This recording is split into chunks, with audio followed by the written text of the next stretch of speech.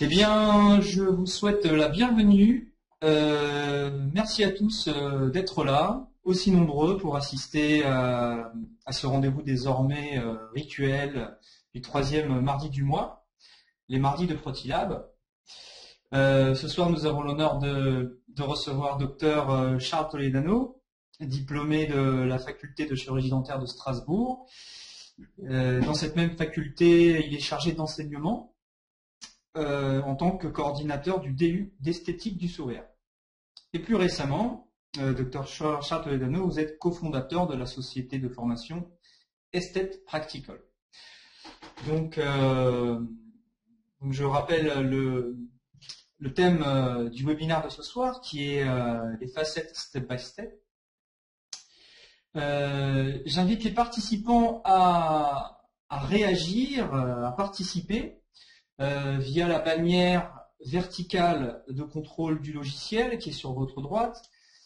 Vous pouvez voir qu'il y a deux onglets. L'onglet questions, donc vous êtes invité à poser les questions qui seront posées Dr Charles Toledano à la fin de sa présentation. Et il y a également l'onglet chatter pour tout type de commentaires que vous pourriez avoir pendant cette présentation. Donc, sans plus attendre, je donne la parole à Dr Charles Toledano, que je remercie de nouveau de nous présenter, de nous faire cette présentation ce soir. Bien, merci beaucoup. Merci Monsieur Samama. Alors, je vais me mettre tout de suite en mode plein écran. Voilà. Donc, je voudrais remercier Monsieur Samama pour l'organisation de ces webinaires. Alors, c'est toujours difficile de faire une conférence sans voir personne derrière l'écran. Et donc, j'espère que vous, en tout cas, vous me voyez et que je saurai vous intéresser. J'ai essayé de faire cette présentation sur les facettes en céramique de manière extrêmement clinique pour qu'on voit step by step comment s'y prendre au cabinet et comment réellement réaliser ces facettes avec un minimum de contraintes et un maximum de rigueur. Mais avant de démarrer sur le protocole exact de la réalisation des facettes en céramique, j'aurais voulu quand même insister sur les indications et insister en particulier sur les alternatives thérapeutiques aux facettes en céramique, en particulier les patients qui viennent nous consulter pour un problème de couleur de dents. Il est clair que les facettes ne sont pas une indication pour uniquement éclaircir l'émail et la dentine, puisque nous savons pertinemment qu'aujourd'hui, des thérapeutiques d'éclaircissement à base de peroxyde de carbamide à 10% ou à 16% en ambulatoire donnent d'excellents résultats et nous permettent de résoudre en général ces demandes d'éclaircissement sans aller attaquer outre mesure l'émail des dents de nos patients. De la même manière, lorsqu'une dent est dyschromiée fortement et dévitélisée, là aussi les techniques d'éclaircissement dentaire interne donnent d'excellents résultats, en particulier grâce au perborate de sodium mélangé avec de l'eau distillée. À l'époque, on mélangeait le perborate de sodium avec l'eau oxygénée. Ce n'est plus le cas aujourd'hui parce qu'on a eu trop de problèmes de résorption radiculaire. Et donc aujourd'hui, le protocole, avec 3 semaines de perborate de sodium mélangé avec de l'eau distillée sans avoir à renouveler le produit, donne d'excellents résultats. On fait les composites qui sont nécessaires s'il le faut ensuite. Et en général, on arrive sans avoir touché à la dent jusqu'à présent à avoir d'excellents résultats esthétiques. Donc toujours pareil, des techniques minimalement invasives, des techniques qui préservent les tissus et qui donnent des résultats tout à fait satisfaisants, même dans le temps, et qui peuvent être repris ensuite. Enfin, lorsque le patient vient nous consulter avec des obturations fortement dégradées, fortement inesthétiques, comme dans ce cas-là, là, on peut commencer à se poser effectivement la question de savoir s'il est de notre compétence de refaire ces composites. En particulier, comme vous le voyez sur ce cas clinique, vous avez de fortes taches blanches sur l'émail, sur la 21 à 22, des fortes taches de fluorose a priori, et ces taches peuvent être difficiles à masquer, mais il faut savoir qu'aujourd'hui, les composites, en particulier les composites par stratification, nous permettent de recréer strate par strate, couche par couche, l'ensemble des épaisseurs de la dent et d'avoir des résultats qui se fondent un petit peu dans le rendu de la dent. De la même manière, les taches blanches que vous avez vues, ces taches de fluorose, on arrive à les résoudre, à les faire fondre aussi, à les atténuer nettement visuellement grâce à la technique d'érosion-infiltration dont particulièrement ont parlé Gilles Thierlet et Jean-Pierre Attal, cette technique basée sur l'Icon de chez DMG, qui est une résine liquide qui va infiltrer l'émail coloré et qui va permettre d'avoir une diminution nette de la visibilité de ces taches. Donc vous voyez, on arrivera à passer de cette situation à celle-ci, avec là encore un coût tissulaire nettement à minima, un coût financier aussi à minima pour les patients, et il sera toujours possible plus tard, si on le souhaite, d'envisager de faire des facettes en céramique pour aller optimiser le rendu esthétique de ce cas. Par contre, il y a certaines situations où il n'est pas possible de faire des éclaircissements, où là, la personne est gênée, comme dans cette situation où l'éclaircissement interne a été tenté à 2 ou 3 reprises sans succès malheureusement, ou avec le succès que vous voyez là. Là, effectivement, seul un recouvrement par des pellicules de céramique va vous permettre d'aller atténuer, d'aller faire disparaître cette dyschromie qui est effectivement particulièrement gênante pour le patient. Vous voyez aussi que dans ce cas-là, on en a profité pour modifier la forme des dents, l'alignement et les axes, de manière à essayer d'obtenir un résultat plus esthétique. Une autre indication est la malformation, un émail fortement dégradé, fortement abîmé. Là encore, on sera dans une indication de facettes en céramique pour ne pas avoir à tailler les dents exagérément, à les couronner, à conserver tout l'émail résiduel que l'on peut conserver et avoir un résultat nettement amélioré dans ce cas-là aussi. Une troisième indication, c'est une indication qui apparaît de plus en plus dans nos cabinets, ce sont les situations d'érosion en particulier dues à des usures, de l'usure d'origine acide, et tous ces patients qui consomment énormément de boissons gazeuses, énormément de coca, qui ont des habitudes alimentaires un petit peu hétérogènes pour l'émail de leurs dents, on va être dans une situation où, par le biais des facettes en céramique, on arrivera à nettement améliorer le rendu esthétique des dents de leurs dents. Une quatrième indication est certainement l'une des plus grandes indications pour la réalisation des facettes en céramique. Et lorsque vous voulez avoir une modification de la morphologie de la dent, une modification importante. Vous savez que dans ce cas-là, par exemple, de canines mises orthodontiquement en place de latérale, on va avoir des difficultés à avoir un composite qui vieillisse bien dans le temps. On arrivera à résoudre le problème avec des composites, mais la pérennité de ce composite, sa tenue et son vieillissement esthétique seront un problème parfois pour le patient. Et là encore, effectivement, modifier morphologiquement de manière importante une dent est tout à fait l'indication d'une facette en céramique. On n'a pas besoin à ce stade d'aller couronner cette dent, mais on aimerait avoir un résultat esthétique plus sympa qu'avec 2 composites de part et d'autre.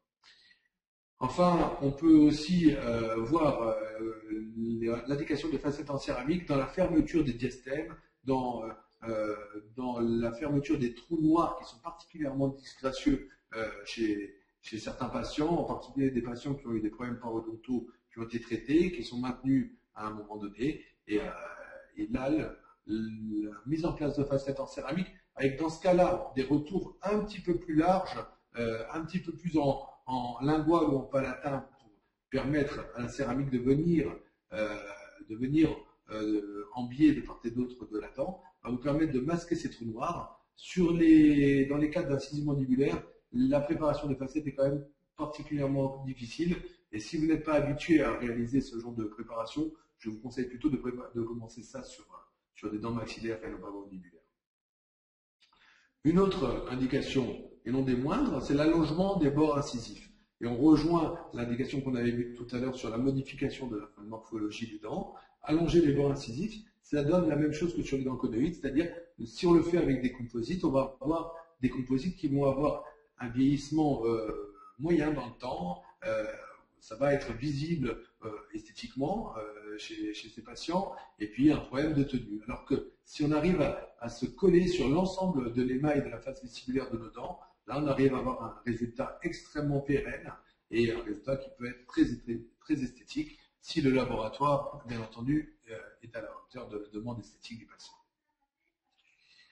Voilà, ça c'était pour les indications et on va tout de suite attaquer sur le protocole clinique, comment on s'y prend au cabinet. Et pour essayer de décrire ce protocole, je vous présente cette patiente qui est venue me voir au cabinet une fois avec cette demande esthétique, en particulier de changer la couronne sur la 21, mais en même temps, elle me demandait s'il était possible d'améliorer un petit peu son sourire, en sachant, je vous passe les détails, mais qu'il n'était hors de question pour elle d'envisager de faire de l'orthodontie. Donc, vous connaissez ce genre de patients qui sont toujours très demandeurs d'esthétique, mais sans recours à l'orthodontie. Il est clair que ce cas que je vous présente est un cas d'orthodontie, mais il est clair aussi que si on ne fait pas d'orthodontie et qu'on décide d'améliorer la situation esthétique de cette patiente uniquement par le biais de facettes en céramique collée, si on ne part pas dans un premier temps par le biais d'un projet esthétique, il va être très difficile de savoir où préparer les dents, comment les tailler, dans quelle profondeur tailler telle ou telle dent. Il va être difficile de savoir vraiment comment préparer l'ensemble de cette arcade si on n'a pas un projet validé au départ. Donc dans cette situation, lors de la première séance, on va prendre des empreintes en alginate de la bouche de notre patiente, qu'on va envoyer au laboratoire, et le laboratoire va nous réaliser un wax-up qui va être ensuite transféré en bouche par l'intermédiaire soit d'une gouttière thermoformée, soit d'une empreinte en silicone. Ce wax-up va être mis en place en bouche de cette manière, et de cette manière, le projet esthétique réalisé au laboratoire va pouvoir être essayé en bouche. C'est ce qu'on appellera un masque en résine. Vous voyez, c'est-à-dire que cette gouttière thermoformée est remplie de résine provisoire bisacrylique, ces résines en pistolet provisoire, qui ont l'avantage de ne pas chauffer sur les dents vivantes et qui restent assez souples et qui peuvent s'enlever assez facilement. Donc on va essayer ce masque en bouche et ce sera notre projet esthétique. On va le valider avec la patiente, on lui demande si ça lui plaît et on la laisse le regarder dans le miroir et on valide cette esthétique. Si à ce stade il y a des retouches à faire, il est tout à fait possible de les envisager sur la rétine, de faire certaines retouches et de faire la préparation lors d'une autre séance. Si la patiente valide ou a déjà validé le plan de traitement et que l'esthétique est validée aussi à ce stade, c'est dans ce projet esthétique, c'est dans ce masque en résine que les préparations des facettes vont être réalisées. Les préparations des facettes, elles doivent répondre à certains critères d'épaisseur. Une facette en céramique, aujourd'hui, doit avoir minimum 0,5 mm d'épaisseur au niveau du congé cervical, 0,6-0,7 mm d'épaisseur au niveau de la face vestibulaire, ce sont des épaisseurs minimales, et une réduction du bord incisif de 1,5 mm si on souhaite recréer un bord incisif particulièrement caractérisé avec la céramique. Et c'est donc ces profondeurs de préparation que l'on va aller préparer dans le masque en résine de notre patiente. On va se servir de fraises calibrées, soit une fraise boule diamètre 0,16. Fraise boule diamètre 0,16, ça veut dire que si vous rentrez cette fraise boule entièrement en cognant contre le mandrin de la fraise, vous allez rentrer sur un peu moins du diamètre, de la moitié du diamètre de la fraise boule, soit à peu près 0,6-0,7 mm de profondeur. Vous pouvez aussi vous servir des fraises à rainures de type fraise de Toiti, qui vont vous permettre d'avoir des préparations calibrées. Là aussi, vous allez rentrer sur 0,4 ou 0,5 mm. Vous avez la référence de chez Comet qui s'affiche. L'idée, c'est donc de rainurer l'ensemble de ce masque sur une profondeur correspondant à la profondeur nécessaire pour les facettes à venir. Donc, on va réaliser, vous voyez, 3 rainures. Une rainure au niveau du tiers cervical, une rainure au niveau du tiers médian et une rainure au niveau du tiers incisal. Une fois que ces 3 rainures sont réalisées, on va utiliser une fraise à conger, toujours diamètre 0,16, bague verte. Et cette fraise à conger, vous allez rentrer le plus gros diamètre de la fraise dans le masque en résine sur les bords incisifs, de manière à rainurer ces bords incisifs et à noter une réduction de ces bords de l'ordre d'1,5 mm de hauteur.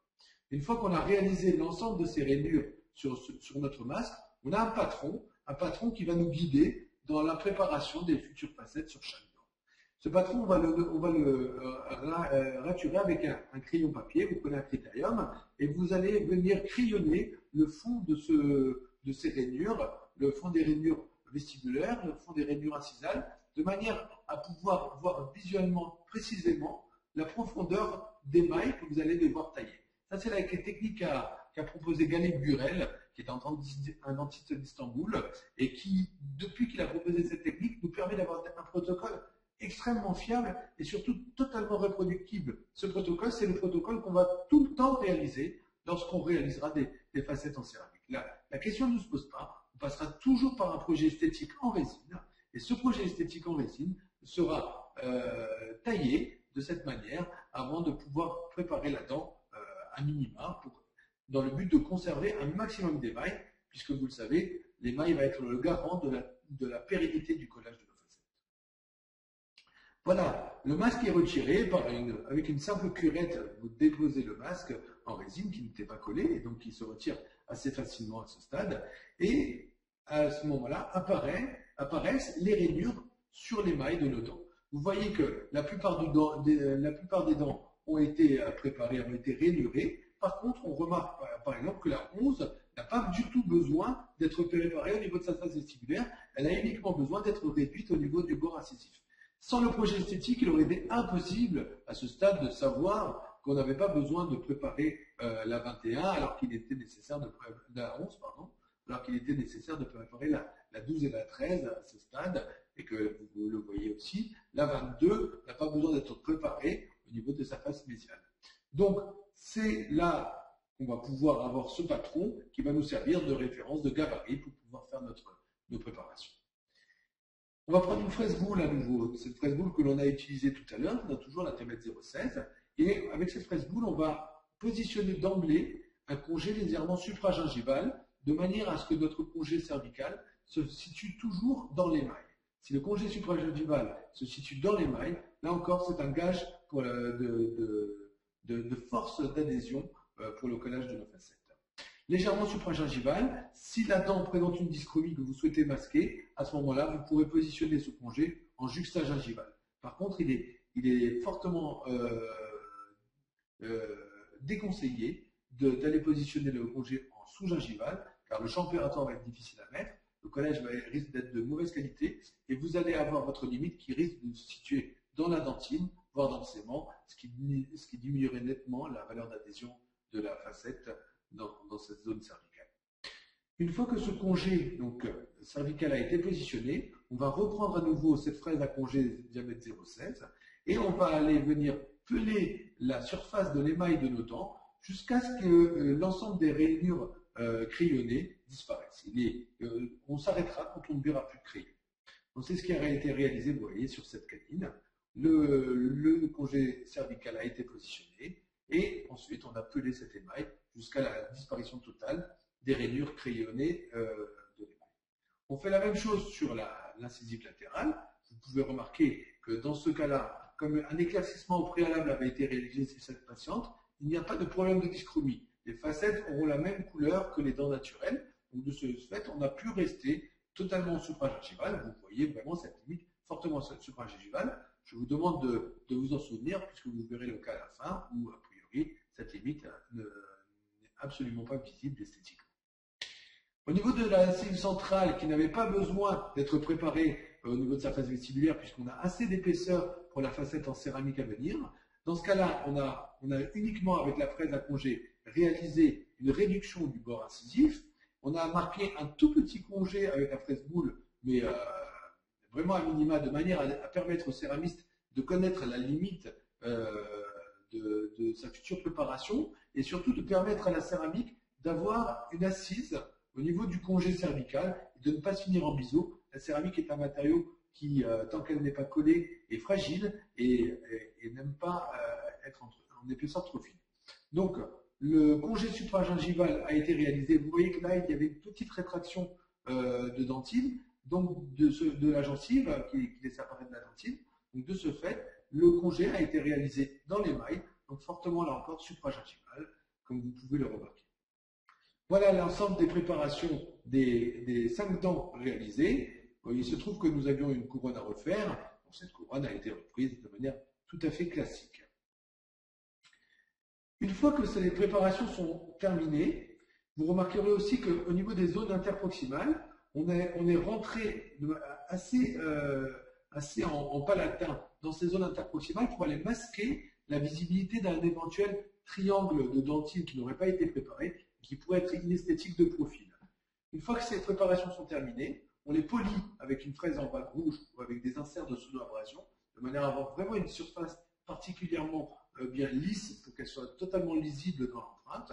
Il n'est pas nécessaire d'avoir une surface rugueuse pour le collage. La rugosité sera amenée par le mordançage à venir le jour du collage.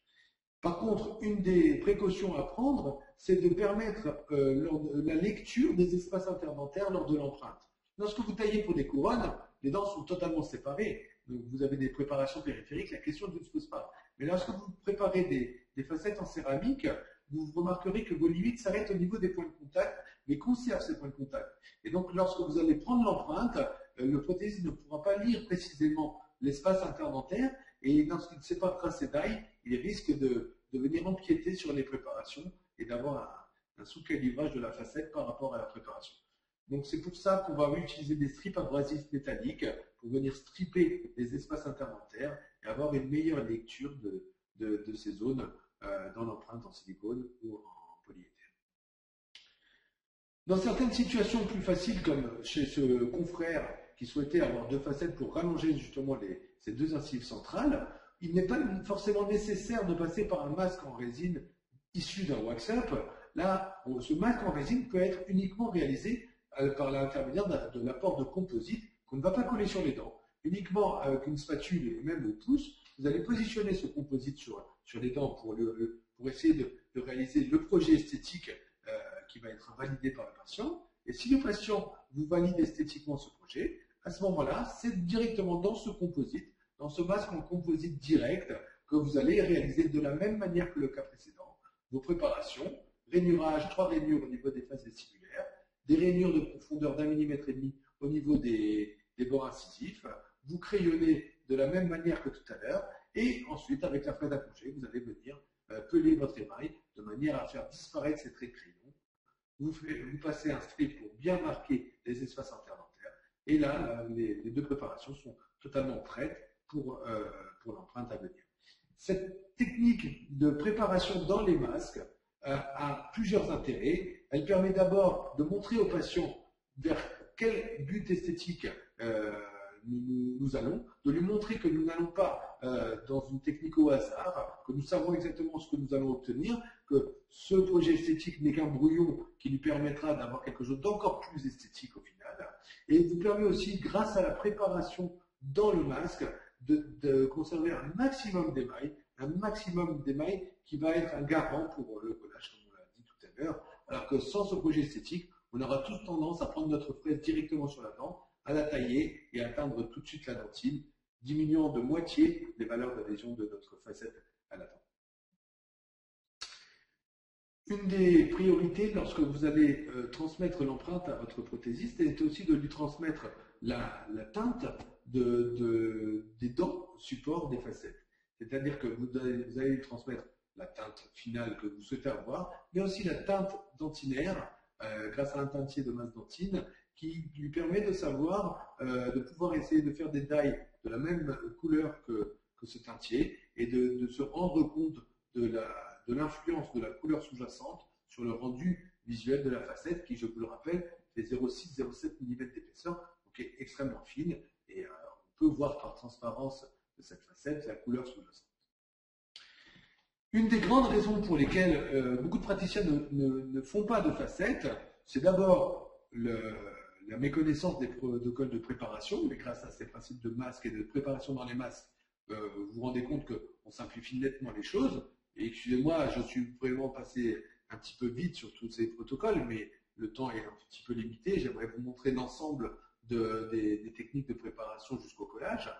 Mais une deuxième raison qui freine un petit peu beaucoup de praticiens à la réalisation des facettes est cette temporisation. Comment faire tenir les facettes provisoires en bouche chez nos patients. Effectivement, comme il n'y a pas de rétention, ça peut être particulièrement difficile. Si je reviens chez cette patiente chez qui je viens de tailler mes 4 facettes et ma couronne, là il se trouve qu'effectivement j'ai une couronne. Cette couronne va être un gage de rétention mécanique pour la tenue des facettes à venir. Donc de ce fait, je me resserre de l'empreinte en silicone ou de la gouttière thermoformée issue du projet esthétique et je remplis à nouveau, après la préparation, cette gouttière avec de la résine bisacrylique provisoire, toujours cette résine qui ne chauffe pas et qui a très peu de déformation de prise, donc qui n'est pas la résine la plus costaud pour faire des provisoires, mais l'idée c'est que nos provisoires, nos facettes provisoires vont durer le moins longtemps possible. Donc évidemment, le rendez-vous du collage des facettes a déjà été pris et il est nécessaire que l'intervalle entre la préparation et le collage soit le plus court possible, puisqu'il n'y a pas de secret, des facettes provisoires restent des facettes provisoires et c'est quelque chose de fragile. Maintenant, donc, si vous avez une rétention mécanique par l'intermédiaire d'une couronne, par exemple, dans ce type de projet, dans ce cas-là, vous allez pouvoir améliorer un petit peu la tenue des facettes. La deuxième chose, le deuxième critère à prendre en compte lorsque vous allez faire des provisoires, c'est le type de ciment de scellement provisoire que vous allez utiliser. Il est clair que si vous mettez un ciment de scellement type Telbond dans vos facettes provisoires qui font 0,6-0,7 mm d'épaisseur, esthétiquement, le résultat va être quand même particulièrement disgracieux chez cette patiente qui est venue avec une forte demande esthétique et qui, vous vous en doutez, était assez angoissée à l'idée de se faire tailler toutes ses dents de devant. Donc, il est absolument nécessaire d'utiliser des ciments provisoires de couleur dent, ou couleur transparent, qui donc ne vont pas être visibles en sous-jacent et qui vont permettre d'avoir un fondu au niveau du résultat esthétique. Donc moi, j'aime particulièrement les résines provisoires type Télioline de chez Ivoclar ou Dentothène de chez Itena, qui sont des résines provisoires qui vont avoir l'avantage aussi de pouvoir rebaser légèrement mes facettes provisoires. Alors, quand je retire ces facettes solitarisées, comme les préparations ne sont pas parallèles, vous doutez bien que parfois j'ai des petits manques, j'ai des petites bulles, j'ai des petits éclats de résine qui partent. Et donc en mettant la résine sur les joints cervicaux en même temps que dans les facettes vestibulaires, j'arrive à pouvoir venir faire un petit rebasage cervical avant de photopolymériser cette résine provisoire qui a une tenue qui n'est pas négligeable dans le temps et dans un cas comme ça qui me permet de tenir une semaine sans aucun problème, à condition bien sûr que la patiente n'aille pas croquer dans une pomme ou croquer dans un sandwich, bien entendu. Ça, c'était notre patiente. Voilà le résultat final. Vous remarquerez qu'au niveau de la 12, on avait des préparations très supragingivales, mais ça passe tout à fait. Donc, on a réussi à avoir des limites dans l'émail. Voilà la situation finale. Le résultat n'est pas parfait. C'est un cas d'orthodontie. Mais quand on voit d'où cette patiente venait, on pense qu'elle peut être satisfaite du résultat final grâce à ces 4 facettes et cette couronne qui ont été refaites. Dans certaines situations, comme sur ces 2 incisives centrales dévitalisées, mais très peu délabrées, avec juste un orifice en palatin, on a décidé, malgré le fait qu'elles soient dévitalisées, de faire 2 facettes en céramique, en restant au maximum dans l'émail. Le problème, c'est que dans un cas de préparation purement pelliculaire comme cette situation clinique-là, dans ce cas-là, nos facettes provisoires n'auront aucune tenue. Le collage amènera la tenue des facettes en céramique définitive, mais comment faire pour faire tenir nos facettes provisoires pendant une semaine, le temps de la réalisation prothétique de ces artifices. Là, une des solutions, une des astuces cliniques que l'on peut vous proposer est de faire un petit spot d'acide orthophosphorique au niveau de la face vestibulaire de vos 2 incisives centrales. Ensuite, vous mettez de l'adhésif sur la face vestibulaire de ces 2 incisives centrales que vous allez photopolymériser. Ensuite, vous induisez la résine, le ciment de scellement résineux provisoire dans vos facettes en résine provisoire et vous allez photopolymériser ce ciment de scellement à travers vos facettes provisoires, ce qui va vous permettre de coller juste sur ces 2 petits cercles vos facettes provisoires. C'est une technique qui marche extrêmement bien et qui a l'avantage d'avoir une très très bonne tenue, mais qui a l'inconvénient, souvent lorsqu'on veut déposer les facettes, d'entraîner une fracture des facettes provisoires dans cette zone-là. D'où l'intérêt de toujours garder la gouttière ou l'empreinte issue du projet esthétique lors de la première séance. Comme ça, si le jour de l'essayage des facettes en céramique, vous n'êtes pas satisfait de la couleur ou de l'adaptation, que vous devez les renvoyer au laboratoire, vous pouvez rapidement refaire 2 facettes provisoires. Il faudra juste gratter un petit peu cette couche d'adhésif ou sabler la surface de l'émail le jour du collage pour la retirer avant de faire votre collage classique. Voilà une technique, une astuce qui marche extrêmement bien et qui donne de très bons résultats et qui vous permet d'être relativement tranquille lorsque vous temporisez au niveau des facettes en céramique. Et ensuite, donc ça c'était la première séance, séance de projet esthétique, voire de préparation dans la même séance si vous le souhaitez ou en décalé, et de temporisation. Les facettes sont réalisées au laboratoire, et lorsque le laboratoire vous renvoie les facettes, à ce moment-là, une séance relativement longue, parce que relativement rigoureuse, va être prévue pour le collage des facettes. On peut penser que pour une facette, vous devez garder à peu près 1 heure. Si vous avez 6 facettes à coller, vous devrez garder à peu près 3 heures. Le collage, est-ce qu'il est performant? Voilà la troisième raison pour laquelle les praticiens font très peu de facettes, c'est cette peur du décollement, voire de la fracture de la facette en céramique. Or, les études sont très nombreuses à montrer que le collage est extrêmement performant entre la céramique et l'émail si vous utilisez des colles composites adéquates. Tellement performant que le collage de la céramique à l'émail donne des résultats plus forts que la cohésion naturelle de l'émail sur la dentine. Si vous n'avez pas peur que votre émail se décolle de votre dentine lorsque vous allez croquer dans une pomme, vous ne pouvez pas avoir peur que votre facette se décolle de votre émail lorsque vous allez à nouveau croquer dans une pomme. Le patient peut être totalement rassuré, il n'y a aucun risque de décollement si le collage a été fait de manière rigoureuse et si vous avez conservé un maximum d'émail au niveau de votre dent. Et de surcroît, les études ont même montré que le collage des facettes en céramique sur l'émail augmente même la résistance mécanique de l'ensemble de notre dent. Donc, il n'y a pas de risque à réaliser des facettes pour peu que l'on connaisse le protocole. Il n'y a pas de risque de décollement. Ce sont des techniques qui donnent des résultats d'une fiabilité sans pareil, des résultats dans le temps de l'ordre de 90 à 95% sur 10 ans. Et donc, ces résultats ne font que s'améliorer avec les années et donnent vraiment une grande fiabilité à la technique des facettes en céramique. Pour pouvoir avoir un collage fort sur l'émail de nos dents, il faut aussi avoir une céramique qui se colle. Toutes les céramiques ne se collent pas. Par exemple, il n'est pas possible d'envisager de faire des facettes avec de la zircone. La zircone étant un matériau céramique qui ne se colle pas correctement. Donc, le meilleur matériau aujourd'hui à notre disposition, c'est la céramique vitreuse, c'est-à-dire une céramique qui est riche en fer. Il existe 2 types de céramique vitreuse que l'on peut utiliser. Soit la céramique feldspathite pure, c'est-à-dire cette céramique que l'on utilise sur nos armatures, cette céramique cosmétique, qui est une très très belle céramique, mais très peu utilisée dans les laboratoires et extrêmement fragile, donc qui ne va pas être à la portée du premier venu.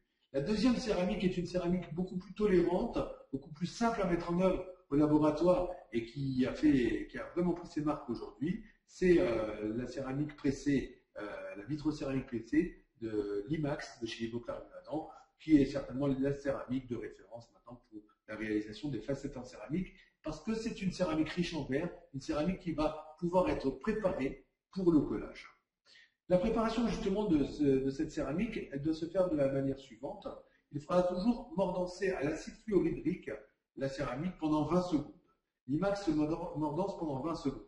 C'est pour ces raisons qu'on utilise une céramique riche en verre, parce que l'acide fluorhydrique est un acide qui attaque particulièrement bien le verre. Toutes les autres céramiques, type Incéram ou zircone, sont des céramiques qui sont très pauvres en verre et qui donc vont être très difficiles à mordancer avec de l'acide fluorhydrique, donc de ce fait, contre-indiqué pour un collage de facettes. Donc on va mordancer la céramique à l'acide fluorhydrique à 9% pendant 20 secondes. Au bout de 20 secondes, vous rincez abondamment cette facette de manière à éliminer tout le gel d'acide fluorhydrique qui est présent sur la facette, ne plus voir ce rouge que vous voyez là. Ensuite, vous séchez, la facette va avoir un aspect un peu crayeux, comme un émail mordancé. Et à ce moment-là, on va appliquer une couche de silane à la surface de notre facette. Et cette couche de silane va être laissée en place pendant 1 minute avant d'être séchée, de préférence à l'air chaud.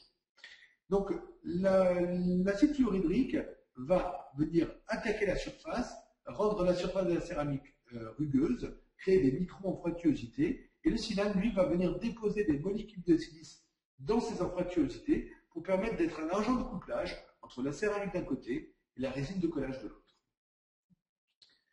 Une fois que ce silane a été séché, à ce moment-là, on va pouvoir enduire notre facette de colle pour pouvoir la mettre en place sur la. En général, dans mon cabinet, c'est mon assistante qui s'occupe du mordançage à l'acide fluorhydrique et de la mise en place du silane, pendant que moi, je m'occupe de la préparation de la dent, de manière à gagner du temps. Donc voilà sur une vidéo, vous voyez, Mordançage de l'intrados, essayez de ne pas déborder sur le glaçage de la céramique pour ne pas attaquer. Et ensuite, vous rincez abondamment. Il faut vraiment que le gel disparaisse complètement. Il est parfois même nécessaire de frotter un petit peu avec une brush pour pouvoir enlever les petites taches d'acide fluorhydrique qui pourraient rester en place. Une fois que vous avez bien rincé, vous séchez et vous prenez le silane. Dans les coffrets de collage que vous allez utiliser, il y a toujours un flacon de silane. Il n'y a jamais de flacon d'acide fluorhydrique. L'acide fluorhydrique doit être acheté à part. Il se trouve dans les catalogues en général. Vous en trouvez sans trop de difficulté. Par contre, le silane, c'est souvent ce primer que vous trouvez dans les coffrets de composite de collage. Donc, vous frottez votre silane sur la céramique mordancée, vous laissez agir 1 minute, puis vous séchez. On va suivre le protocole de collage sur cette facette d'incisif central. Vous voyez que la digue a été posée, le champ opératoire a été posé. 2 intérêts à cela. Le premier, c'est que évidemment nous sommes à l'abri de l'humidité et du saignement. Le deuxième, c'est que la digue, de ce fait, me protège les dents adjacentes et me permet de ne pas avoir de risque de mettre de la colle sur les dents de part et d'autre. C'est particulièrement important si vous voulez retrouver un espace interdentaire, pouvoir repasser le fil dentaire à la fin du collage. Et c'est aussi particulièrement important si vous avez plusieurs facettes à coller, car ça vous permet d'éviter d'aller souiller la dent adjacente et d'empêcher l'insertion complète de la facette de la deuxième dent à venir ensuite, ce qui peut être parfois problématique et une grande perte de temps lorsqu'on est en train de faire un cadran global. Si vous avez plusieurs facettes et que vous souhaitez voir les dents adjacentes pour le positionnement de votre facette, à ce moment-là, vous pourrez ouvrir votre champ opératoire comme vous le voyez ici, mais il faudra toujours de la même manière protéger la dent adjacente pour ne pas mettre de colle dessus, soit par l'intermédiaire d'un strip transparent, soit comme sur ces photos, par l'intermédiaire de bandes téflon, une bande que vous allez trouver dans les magasins de bricolage pour 1 € et qui est particulièrement simple et pratique à positionner, qui se plaque sur la dent adjacente et qui permet de l'isoler pour éviter que l'adhésif, voire même la colle, ne vienne imprégner cet incisive central avant la mise en place de la facette. Au niveau des colles, le choix doit se faire sur la colle la plus performante sur le marché. On est en train de coller des facettes en céramique sans aucune rétention mécanique. Donc on va vouloir utiliser la colle la plus performante. La colle la plus performante, c'est la famille de colle composite sans potentiel adhésif, c'est-à-dire cette famille de colle composite qui contient toujours un acide orthophosphorique et un système adhésif en plus des seringues de composite. Vous voyez que c'est ce qui donnera les meilleurs résultats par rapport aux autres colles type Palavia Superbond qui sont correctes mais en dessous. Et surtout ne pas utiliser des colles auto-adhésives type Relax, Nisem, Maxem, Spitzem, qui sont des colles sans préparation qui baissent nettement en valeur de collage au niveau des mailles, comme vous le voyez là. Et bien entendu, on ne scellera jamais avec du ciment vérénomère ou quelque autre ciment de scellement que ce soit des facettes en céramique. Donc les colles que l'on utilisera seront ces coffrets de collage à base de composite qui contiennent tous un système adhésif et vous avez une liste non exhaustive que vous pouvez consulter à ce niveau-là, comme le Variolink, le NX3, le Relax Ultimate par exemple. Au niveau de ces coffrets de collage, il y aura toujours, donc, comme je vous l'ai dit, un système adhésif. Il existe plusieurs types de systèmes adhésifs. Il existe les adhésifs avec mordançage préalable à l'acide orthophosphorique, puis primer adhésif. Ce sont les adhésifs MR3. Vous avez ensuite une simplification avec mordançage à l'acide orthophosphorique et la mise en place d'un adhésif MR2. Et ensuite, vous avez les adhésifs automordançants où il n'y a plus besoin de mordancer avec de l'acide orthophosphorique. Pour les facettes, on a besoin d'attaquer fortement les mailles. Donc, il est impératif que le coffret de collage que vous allez acheter utilise forcément un acide orthophosphorique de mordançage. Vous ne collerez pas à des facettes en utilisant un adhésif automordançant qui est nettement moins performant sur les mailles en général et donc qui risque de diminuer nettement la stabilité de votre facette à venir. Donc, soit un adhésif MR3, mordançage et rinçage en 3 étapes, soit un adhésif MR2. Donc au niveau de la préparation de la dent, eh bien, vous allez coller du composite, puisque votre colle est une colle faite de composite, donc aucun risque d'ailleurs de laisser du composite sur la dent lorsque vous allez coller une facette en céramique, puisque ce sont les mêmes matériaux. Vous allez mordancer la dent, les mailles 15 secondes au minimum. Si vous avez des plages de dentine, il faudra mordancer la dentine 15 secondes au maximum.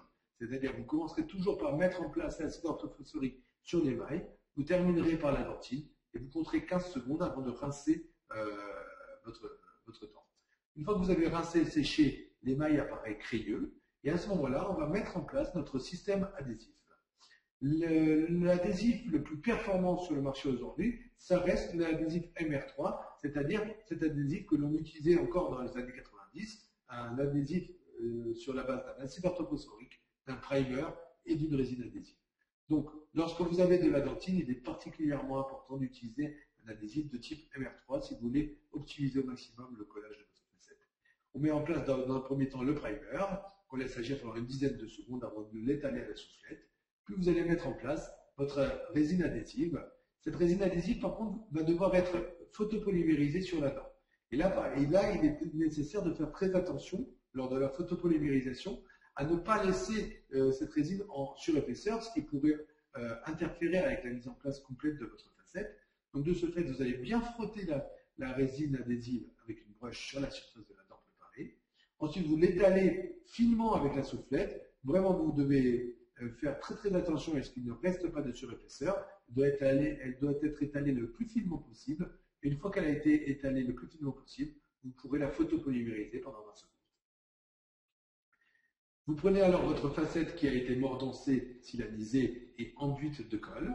Cette facette, vous la mettez en place sur votre préparation avec l'adhésif polymérisé. Vous pouvez utiliser ces sticks autocollants qui sont assez pratiques pour la préhension de la facette, pour ne pas mettre les doigts. Ne touchez pas la facette préparée avec vos gants à latex par exemple, ça pourrait souiller et diminuer les valeurs de collage.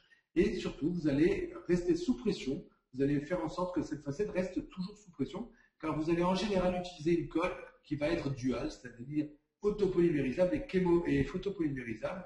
Donc cette autopolymérisation va commencer à prendre pendant que vous enlevez les excès de colle. Ces excès, vous allez dans un premier temps, avant de faire quelque polymérisation que ce soit, les retirer avec un pinceau. Vous allez faire attention à conserver, comme ne le montre pas la photo, pour les besoins de la photo, vous conservez le doigt ou le stick sous pression au niveau de votre facette pour qu'elle ne bouge pas. Et avec votre pinceau, vous venez éliminer de manière délicate et précise tous les excès de colle fluide qui ont débordé. Il est impératif d'enlever le maximum d'excès à ce stade. Ça va nettement vous simplifier la tâche par la suite. Une fois que l'ensemble des excès a été retiré, la polymérisation va se faire 40 secondes par face, 40 secondes sur la face vestibulaire, 40 secondes sur la face palatine, en mode pleine puissance si votre lampe le permet. Attention à ne pas faire de polymérisation flash. La polymérisation flash entraîne un joint qui est de moins bonne qualité au niveau esthétique. 40 secondes au niveau de la face palatine. Une fois que c'est fait, à ce moment-là, avec une petite curette de Grasset par exemple, vous allez pouvoir éliminer les petits excès de colle résiduelle. Ces excès s'éliminent assez facilement, en particulier sur la céramique qui est glacée, et vous allez pouvoir nettement obtenir une surface lisse à ce stade.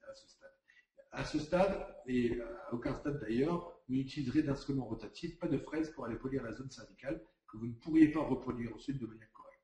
La céramique est glacée et uniquement avec des curettes, vous allez aller nettoyer les excès de colle qui débordent.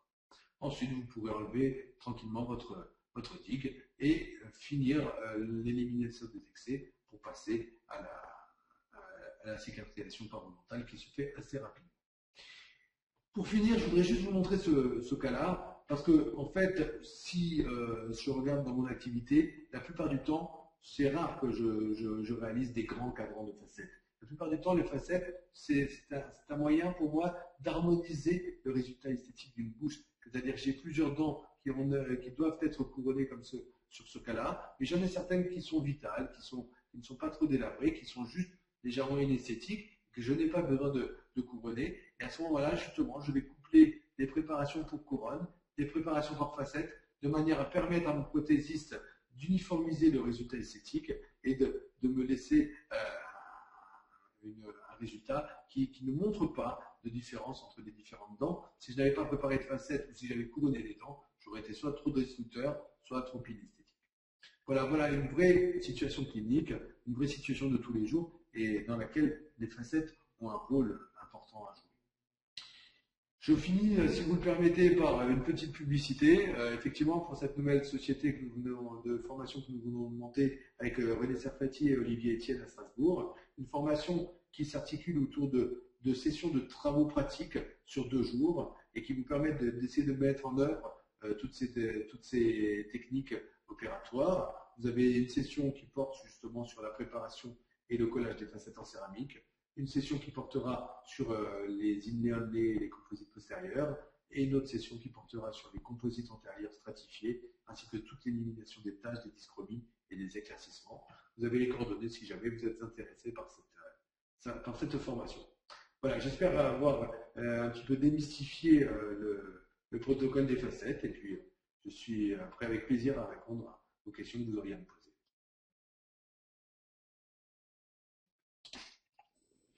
Merci, docteur Toledano, pour cette présentation complète. Alors, il y a beaucoup de questions auxquelles vous avez répondu pendant votre présentation, donc bien évidemment, je vais passer sur ces questions, mais il y en a quand même d'autres. Alors, qui me viennent un peu. J'ai une première question. Pas d'ultrasons après le rinçage de l'acide fluorhydrique? Alors, effectivement, le rinçage de l'acide fluorhydrique se fait de manière plus optimale dans un bac à ultrasons. J'avoue que dans ma pratique quotidienne, je ne le fais pas parce que cliniquement, c'est compliqué à mettre en œuvre, ça fait perdre pas mal de temps. Et en général, on arrive à assez bien rincer si on fait attention. Mais c'est vrai, si on veut suivre à la lettre le protocole, il est préférable de faire un rinçage aux ultrasons. J'ai essayé de présenter un protocole simplifié, clinique, pratique et réalisable assez simplement. Il est vrai que je n'utilise pas non plus un sèche-cheveux, vous voyez, pour aller sécher le silane dans mon cabinet. Voilà, ce sont des petits détails qui, à mon sens, ne vont pas avoir une importance primordiale dans le résultat à venir et qui vont légèrement améliorer. Mais l'important, c'est de comprendre qu'on doit garder l'émail, qu'on doit préparer le minima et qu'on doit coller avec un protocole. Très bien. Quelques questions sur la colle. La première, que pensez-vous, alors je vais vous poser 2 questions d'affilée, hein.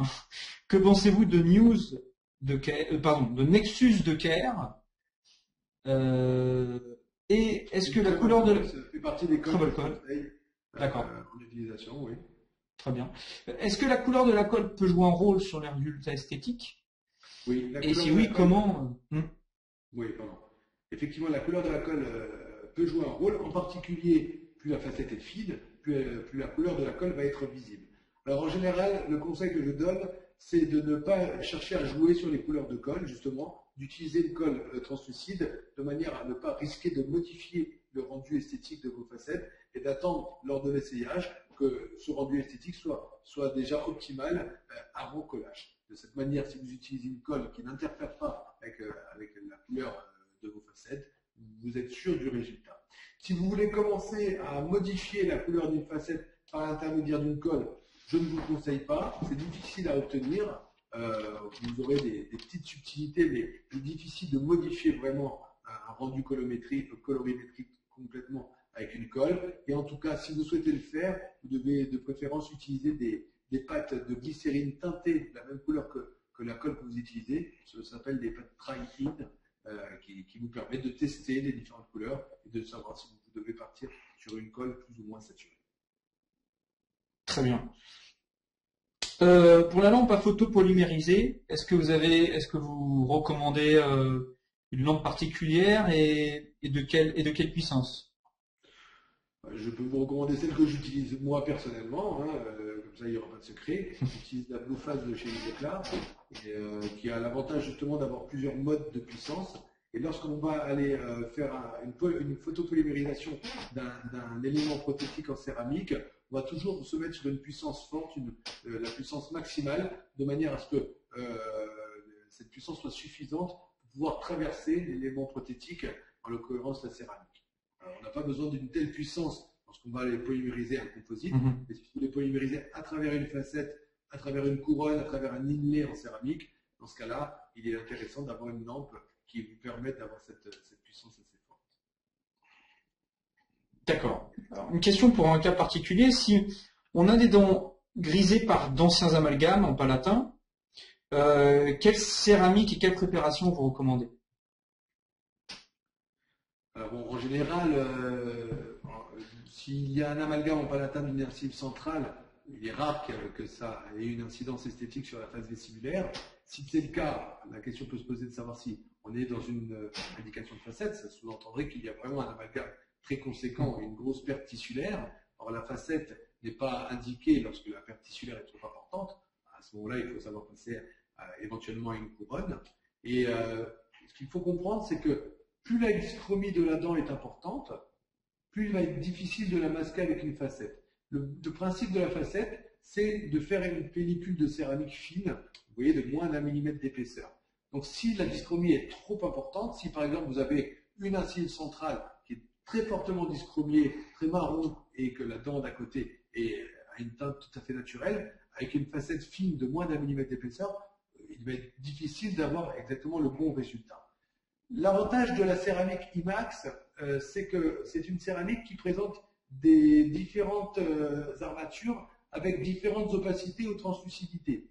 De ce fait, si la dyschromie est importante, le prothésiste peut décider d'utiliser une armature qui sera plus opaque pour essayer de masquer un petit peu plus cette dyschromie. Maintenant, le principe, c'est tout de même de faire des facettes avec une certaine translucidité, une possibilité de diffusion de la lumière à travers la dent, si vous voulez avoir un joli résultat esthétique. Donc, il ne s'agirait pas non plus de faire des facettes avec un matériau totalement opaque pour masquer cette dyschromie. Il faut parfois faire des préparations plus invasives et passer sur des préparations plutôt de type couronne si on est vraiment gêné par la dyschromie. D'accord. On va poser encore une ou deux questions, hein. Il y a beaucoup de questions. Alors, certains protocoles recommandent un retour palatin pour la rétention de la facette. Qu'en pensez-vous? Alors là, je vais être très clair. Je pense que c'est un mauvais protocole. Si vous devez, je ne dis pas qu'il ne faut jamais faire de retour palatin. En général, si on fait un retour palatin, c'est souvent qu'on a un ancien composite, ou un composite qu'on a refait plutôt, et on veut englober ce composite en palatin pour ne pas le laisser. Dans ce cas-là, on est obligé de faire un retour en palatin. Si vous n'avez pas besoin de faire un retour en palatin, si vous n'avez pas de composite à recouvrir, je voudrais juste vous remontrer cette préparation-là, par exemple. Vous la voyez? Oui. Oui. Tout le monde la voit.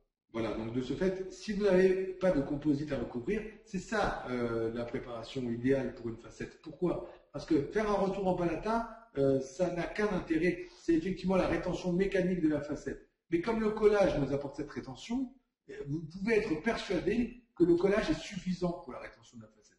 Alors, faire un retour palatin, c'est pratique quand vous voulez faire tenir votre facette provisoire. Mais donc, de ce fait, vous allez faire un retour palatin uniquement pour la temporisation pendant une semaine, vous voyez. Et faire un retour palatin, ça a un inconvénient, ça a plusieurs inconvénients. Le premier inconvénient, c'est que vous positionnez la limite de votre facette dans le cingulum, et cette limite dans le cingulum est la zone où vous vous trouvez dans des contraintes masticatoires maximales. Donc, c'est la zone où le joint de colle ira le moins bien. Le deuxième inconvénient aussi, c'est que faire un retour palatin va vous obliger à avoir une préparation de dépouille entre la face vestibulaire et la face palatine, et donc de ce fait, le risque de vous faire perdre de l'émail, donc risque de vous faire perdre en qualité de collage pour votre facette. Donc l'idéal pour la préparation des facettes, c'est vraiment une préparation pelliculaire uniquement sur la face vestibulaire de votre dent et une réduction en plateau, à plat, du bord incisif. Faites juste attention à bien arrondir l'angle entre la face vestibulaire et le plateau, de manière à ne pas avoir une préparation trop anguleuse dans cette zone-là. Donc je crois que j'ai été clair, hein, je n'aime pas du tout les retours palatins, et je les évite dès que je peux. C'était clair. Bon, alors, une dernière question. Alors, je suis désolé pour les questions qui n'ont pas été posées ce soir, il y en a eu beaucoup. En tout cas, c'est un sujet qui intéresse beaucoup de monde, et votre préparation notamment, et votre présentation notamment. Si la dent présente une amélogénèse imparfaite ou une fluorose, est-ce que le protocole de collage doit être différent? Oui, alors dans ce cas-là, effectivement, il est conseillé de frotter avec de l'hypochlorite la surface de la dent de manière à nettoyer les résidus organiques contenus dans cet émail qui peut être qui est de moins bonne qualité. Et le fait de frotter avec de l'hypochlorite l'émail de votre dent vous permettra d'obtenir un émail de meilleure qualité pour le collage. Parfait, pour cette réponse claire. Écoutez, merci infiniment pour cette présentation très complète et ces questions et ces réponses à ces questions. Merci à tous les participants qui nous ont suivis jusqu'à maintenant. Merci infiniment, Dr Todeno. J'espère avoir l'occasion de vous réinviter une prochaine fois. C'est difficile de ne pas voir les participants en face de moi. J'ai l'habitude de faire des sessions assez interactives, donc là, c'est toujours un petit peu délicat, mais j'espère que j'aurai répondu à l'ensemble des questions. Vous comprendrez aussi que sur un temps aussi court, évidemment, je n'ai pas pu rentrer dans les détails qui sont nécessaires et totalement développés. J'ai voulu vous montrer un protocole le plus complet possible de A à Z de la préparation des facettes à minima. Alors j'ai eu beaucoup de commentaires, qui apprécient, qui montrent vraiment l'appréciation et la qualité qui a été trouvée à votre présentation, qui a été très exhaustive, étape par étape, donc comme le titre l'indiquait, hein, step by step. Donc on a beaucoup de messages de félicitations que je vous transmets et pour les personnes qui souhaitent revoir ce webinaire et pour ceux notamment qui ont pu rejoindre ce webinaire que quelques minutes après le début, ce webinaire sera en ligne sur YouTube dans quelques jours. Il suffira pour vous d'aller sur la page lesmardisdeprotilab.com et de suivre le lien YouTube afin de retrouver cette excellente présentation de Dr Charles Toledano que nous remercions de nouveau chaleureusement et que nous espérons avoir le plaisir de réinviter prochainement. Eh bien, bonne soirée à tous alors. Hein. Merci beaucoup. Merci, bonne soirée à tout le monde. Au revoir.